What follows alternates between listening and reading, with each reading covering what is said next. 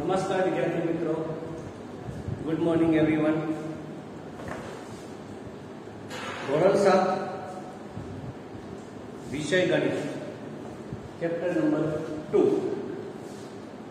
अपूर्णांक संख्याओं અને દશાંશ સંખ્યાઓ। આપણે એના વિશે અગાઉ થોડું પ્રાથમિક ભણી ગયા હતા કે અપૂર્ણાંક સંખ્યા કેવો, શુદ્ધ અપૂર્ણાંકોને કહેવાય, અશુદ્ધ અપૂર્ણાંકોને કહેવાય, મિશ્ર અપૂર્ણાંકોને કહેવાય। તેના વિશે અગાઉના લેક્ચરમાં આપણે ભણી ગયા હતા। તો શુદ્ધ અપૂર્ણાંક એટલે કે જે સંખ્યા આપેલી છે એ સંખ્યાનો છેદ છે એ મોટો હોય, અંશ નાનો હોય, એને શુદ્ધ અપૂર્ણાંક કહેવાય। જે સંખ્યામાં અંશ મોટો હોય, છેદ નાનો હોય, અંશ મોટો હોય, છેદ નાનો હોય, એને અશુદ્ધ અપૂર્ણાંક કહેવામાં આવે છે। મિશ્ર અપૂર્ણાંકની અંદર આવું કશું હોતું નથી, પણ જેની અંદર પૂર્ણાંક અને અપૂર્ણાંક સંખ્યા, પૂર્ણાંક અને અપૂર્ણાંક સંખ્યાઓ બંનેનો સમાવેશ કરવામાં આવે અને જે નવો એટલે કે નવી સંખ્યા જે બને છે એને કહેવામાં આવે છે મિશ્ર અપૂર્ણાંક દર્શાવતી સંખ્યા। એના વિશે આપણે ભણ્યા હતા। ત્યારબાદ આપણે સમ અપૂર્ણાંક શોધવો હોય, કોઈ પણ સંખ્યાનો સમ અપૂર્ણાંક શોધવો હોય તેના વિશે પણ ભણ્યા હતા। આગળ હવે ભણીએ કે લસા લેવો। તમે અગાઉના ધોરણમાં ભણી ગયા છો, છતાં પણ તમને રિપીટ કરાવી કે લસા લેવો એટલે શું। મને એ સંખ્યા આપેલી છે 2/9, 3/6 અને 8/21। આ સંખ્યાઓ જે છે એને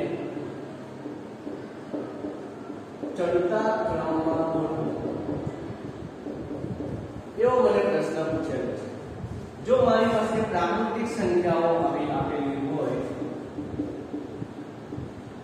અને મને એવું કહેવામાં આવે આ સંખ્યાઓને ચડતા ક્રમમાં ગોઠવો, તો આપણે શું કરીએ? સૌથી પહેલા નાની સંખ્યા, પછી એનાથી મોટી સંખ્યા, પછી એનાથી મોટી સંખ્યા, પછી એનાથી મોટી સંખ્યા અને પછી એનાથી મોટી સંખ્યા, આવી રીતે દર્શાવો અને ઉતરતા ક્રમમાં કહેવામાં આવે તો એની અંદર સૌથી મોટી સંખ્યા, એનથી નાની સંખ્યા, એનથી નાની સંખ્યા, એનથી નાની સંખ્યા અને એનથી નાની સંખ્યા આવે। સમજી ગયા? આ રીતે ચડતા ક્રમમાં અને આ રીતે ઉતરતા ક્રમમાં આપણે કોઈ પણ સંખ્યાને દર્શાવી શકીએ છીએ। પણ ત્યારે જ્યારે આ પ્રકારની પ્રાકૃતિક સંખ્યા આપેલી હોય, પણ આવી અપૂર્ણાંક સંખ્યાઓ આપેલી હોય તો ક્યારે આપણે એને ચડતા અને ઉતરતા ક્રમમાં દર્શાવીએ?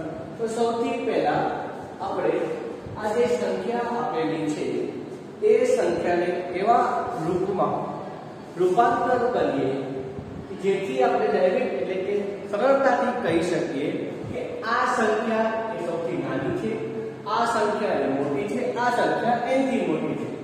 એવું કરવું હોય તો સૌથી પહેલા દરેકના જે છેદ આપેલા છે એ છેદને સરખા કરવા પડે। શું કરવું પડે? છેદ છે એને સરખા કરવા પડે।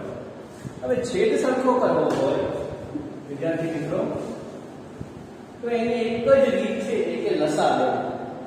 તો આપણે શું કરીએ? સૌથી પહેલા આપણે એને લસા લઈએ।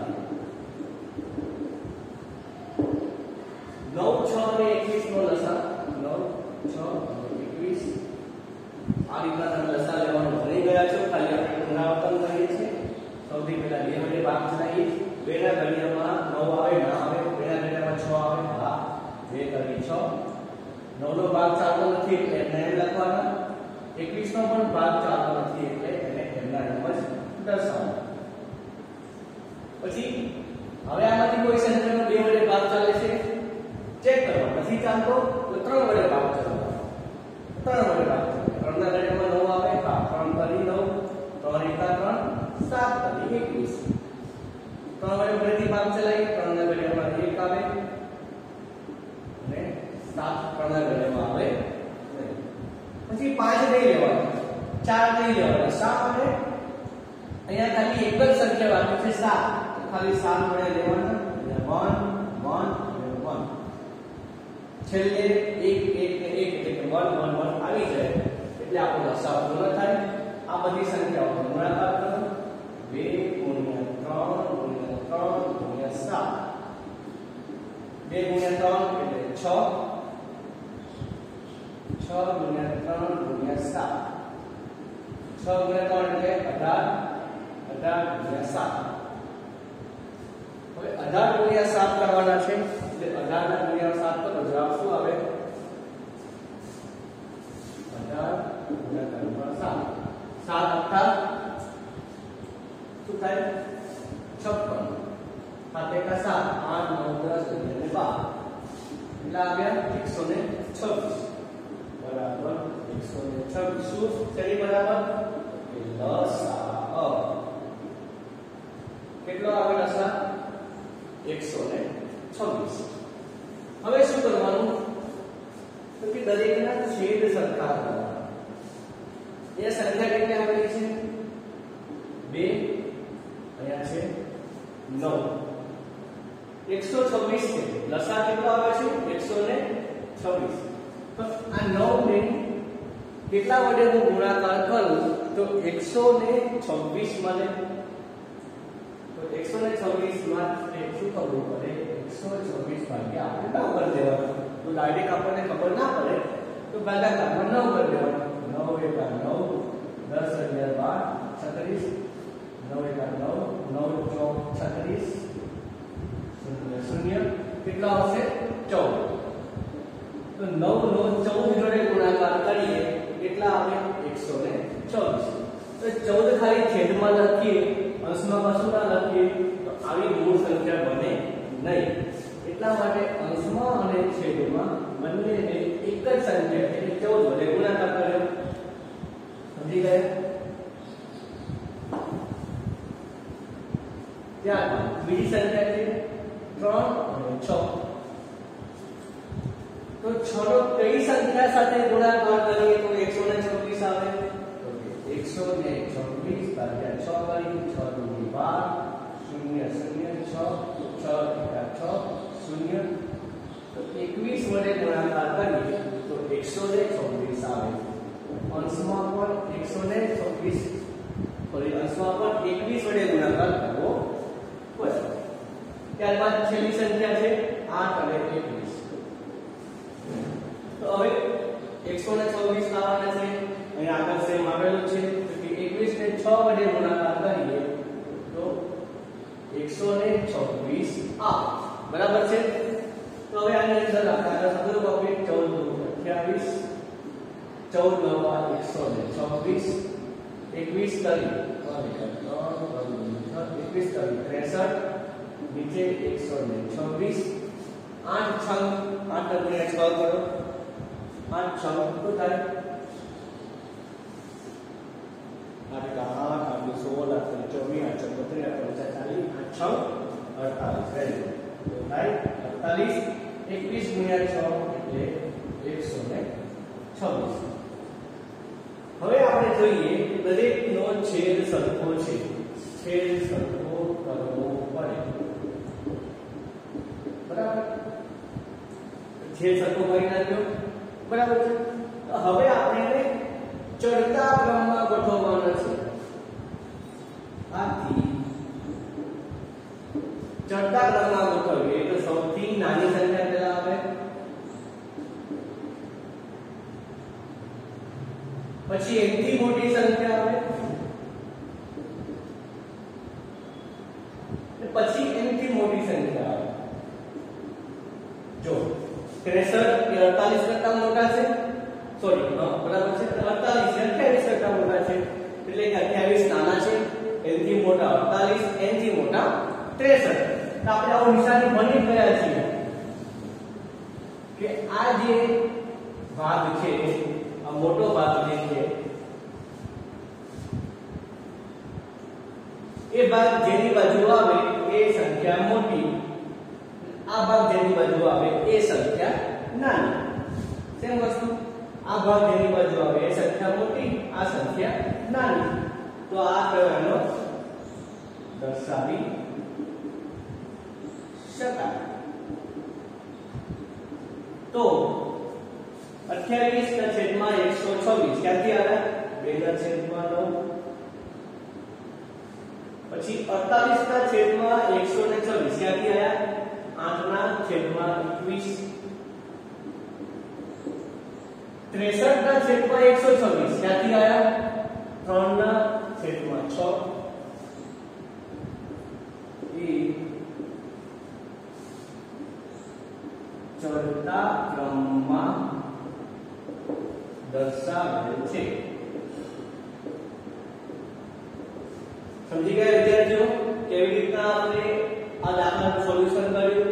પ્રશ્ન હતો ચડતા ક્રમમાં ગોઠવો, દરેકનો છેદ સરખો કરવો પડે, લસા લીધો આપણે, લસા આવ્યો, છેદ સરખો કરવા માટે છેદમાં જે આપેલું છે જે લસા મળે છે એને એટલા જોડે ભાગાકાર કરો એટલે કે 126 નો ભાગાકાર કરીએ આપણે 9 મળે, જવાબમાં આવે છે 14. પછી બીજી સંખ્યાની વાત કરીએ છીએ, ભાગાકાર કરીએ 126 નો 6 વડે 21 આવે છે. ત્રીજી સંખ્યા છે એનો ભાગાકાર કરીએ 126 સાથે 21. ત્રણે ત્રણ સંખ્યા કઈ મળી? 14, 21 અને 6 વડે આ છેદને ગુણવાના છે. તો અહીંયા 14 વડે ગુણાકાર કર્યો, જો મિત્રો અહીંયા છે અહીંયા 21 વડે ગુણાકાર કર્યો અને અહીંયા 6 વડે ગુણાકાર કર્યો. આ 9 અહીંયા આપેલા છે, આ 6 અહીંયા આપેલા છે, આ 21 અહીંયા આપેલા છે. તો જેટલી સંખ્યા વડે છેદમાં ગુણાકાર કરીએ એટલી સંખ્યા વડે દસમાં ગુણાકાર તો જ આપણને કેન્સલ થાય. તો 2/9 અહીંયા મળી ગયા. આને કેન્સલ કરીએ 3/6 અહીંયા મળી ગયા. આને કેન્સલ કરીએ તો 8/21 મળી ગયા. આવું કરવાનું કારણ એટલા માટે કે છેદ સરખો થાય. છેદ સરખો થઈ ગયો એટલે ખાલી આપણે અંશની જ વાત કરવાની છે, કઈ સંખ્યા અંશમાં નાની છે, કઈ સંખ્યા અંશમાં મોટી છે. ત્યારબાદ આપણે દર્શાવ્યું, આને ચડતા ક્રમમાં દર્શાવ્યું કહેવાય. એક આનો સ્ક્રીનશોટ લઈ લેજો.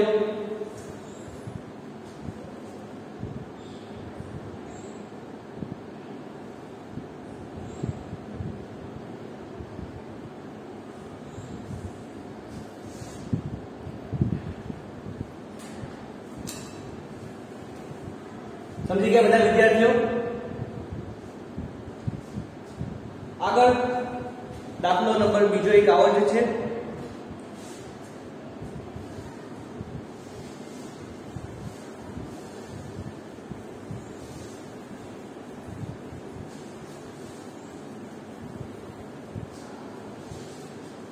બે પૂર્ણાંક 5 સપ્તમ 8 પૂર્ણાંક 1 તૃતીયાંશ 3 પૂર્ણાંક 4 સપ્તમાંશ. વિદ્યાર્થીઓ આ દાખલા હું આઈ બુક માંથી કરાવું છું. તમને પ્રશ્ન છે કે દાખલા સાહેબ ક્યાંથી કરાવે છે? તો આઈ બુક માંથી જ આપણે દાખલા કરીએ છીએ. સાને આપણે ચડતા ક્રમમાં ગોઠવવાનો છે. સમજી ગયા? ચડતા ક્રમમાં ગોઠવો. આગળ આપણે આની પહેલા જે દાખલો કર્યો સેમ એના જેવો છે, પણ આ રીતે આપેલું છે અપૂર્ણાંકમાં, એટલા માટે તમને દાખલો કરાવું છું. આને આપણે કન્વર્ટ કરીએ આપણે 7 ગુણ્યા આ મિશ્ર અપૂર્ણાંક કહેવાય.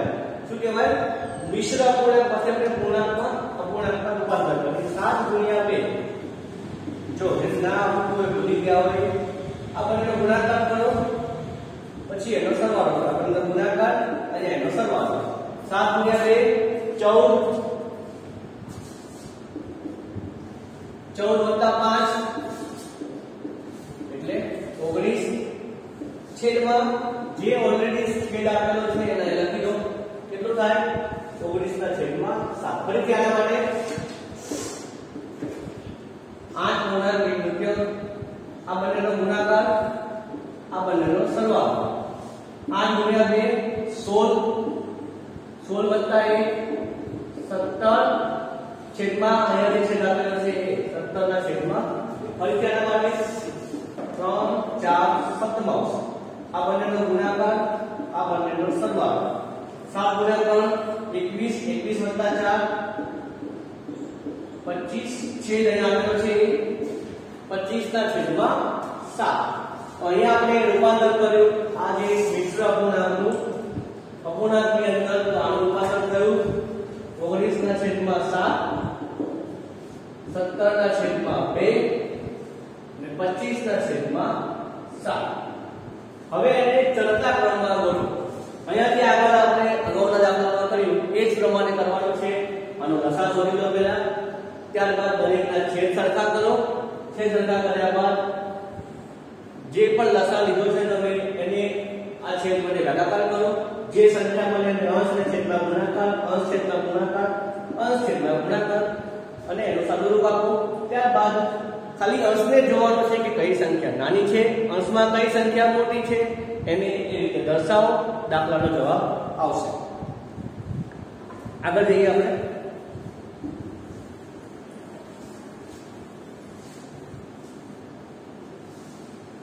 હવે આ જ રીતનો દાખલો હોય પણ તમને એવું કીધું હોય કે ઉતરતા ક્રમમાં ગોઠવો. કોઈ ફેર નથી રકમમાં ખાલી એટલું જ કીધું છે કે ઉતરતા ક્રમમાં ગોઠવો. એવું કહેવામાં આવે તો મોટી સંખ્યા લખો એનાથી નાની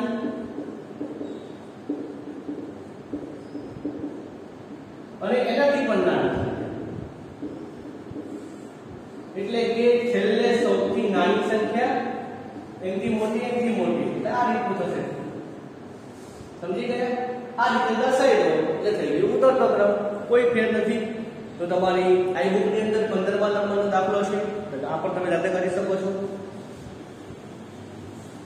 હવે આપણે જે નિશાનીની વાત કરીએ છીએ કે આ પ્રકારની નિશાની છે, આ પ્રકારની નિશાની છે, આ પ્રકારની નિશાની છે.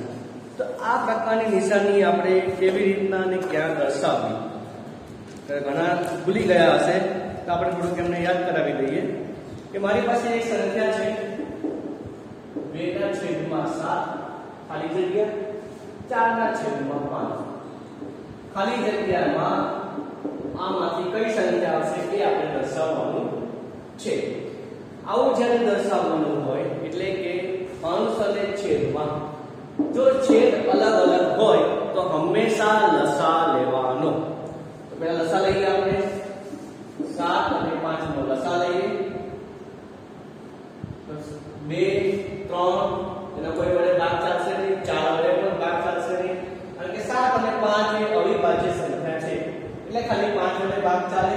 7 એકલા 5 ની જગ્યાએ 1 એ 7 વડે ભાગ ચાલે એમ 5 ગુણ્યા 7 આ તમારો થશે લસા. 7 ગુણ્યા 5 એટલે કે 35. બરાબર છે? તો હવે 2/7 35 છે તો 35 નો ભાગાકાર કરો 7 વડે. 7 થી લાયા આર્યા 7 55 35 શું આવ્યો જવાબ 5. તો 5 વડે છેદમાં 5 વડે અંશમાં ગુણાકાર. ત્યારબાદ આ ખાલી જગ્યા છે એમના એમ રાખી દઈએ આપણે. પછી છે 4/5. 4/5 લસા કેટલો છે એટલે 35. લસા 35 રાખી દઈએ. એ કેટલા આવે છે છેદમાં કે 5. 5 + 35 0 0 કેટલા આવ્યા કે 7. 7 વડે છેદમાં 7 વડે અંશમાં ગુણાકાર. આગળ જઈએ. 5 ગુણ્યા 10 2 એટલે 10. 7 ગુણ્યા 5 35 ખાલી જગ્યા.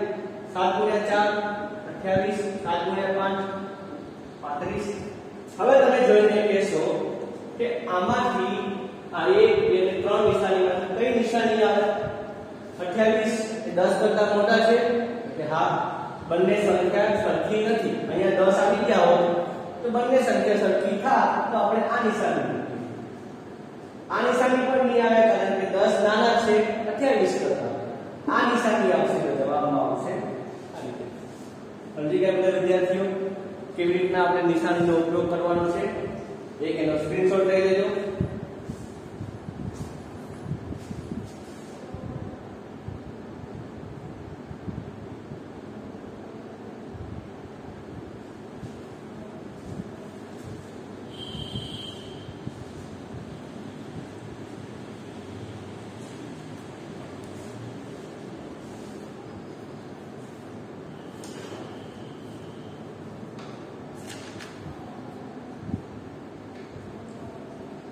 સારું, તો હવે આપણે આજે આટલું રાખીએ છીએ. થોડી સૂચનાઓ આપવાની છે, પછીના લેક્ચરમાં આપણે આગળ ભણીશું.